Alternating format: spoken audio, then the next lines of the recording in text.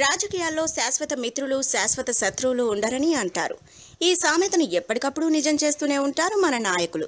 తాజాగా కొద్ది రోజుల క్రితం ప్రధాని నరేంద్ర మోదీతో వైసీపీ అధినేత జగన్ భేటీ కావడం ఏపీ రాజకీయాల్లో పెద్ద సంచలనమే సృష్టించింది. మోదీ ప్రధానిగా బాధ్యతలు చేపట్టిన తర్వాత ఎన్నోసార్లు జగన్ ఆయన అపాయింట్మెంట్ కోరారు. అయితే 3 ఏళ్ల నుంచి ఎన్నడూ రాని ఆ అవకాశం అనుకోకుండా జగన్కు రావడం టీడీపీ వర్గాలను విస్మయానికి గురిచేసింది. అయితే వైసీపీని బీజేపీ చేరదీయాలని అనుకోవడం వెనుక పలు కారణాలు ఉన్నాయని తెలుస్తోంది.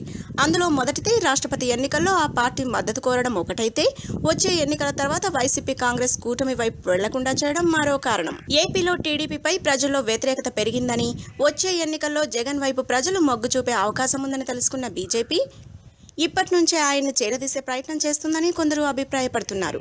అంతేకాదు, ఏపీలో చంద్రబాబు అంతర్గతంగా పవన్తో స్నేహబంధం కొనసాగిస్తున్నాడని అనుమానిస్తున్న బీజేపీ వచ్చే ఎన్నికల్లో జగన్తో కలిసి ఎన్నికలకు వెళ్లే ఆలోచన కూడా చేస్తుందని టాక్. మరోవైపు వచ్చే ఎన్నికల్లో తమతో పొత్తు పెట్టుకుంటే బీజేపీకి ఎక్కువ స్థానాలు ఇస్తామని జగన్ బీజేపీకి ఆఫర్ కూడా ఇచ్చారని వార్తలు వినిపిస్తున్నాయి. ఏదేమైనా ఏపీలోనూ బీజేపీ గేమ్ ప్లాన్ పూర్తి స్థాయిలో మొదలైందని రాజకీయ విశ్లేషకులు అభిప్రాయపడుతున్నారు. If you like the video, please like us and subscribe Tollywood Nagar.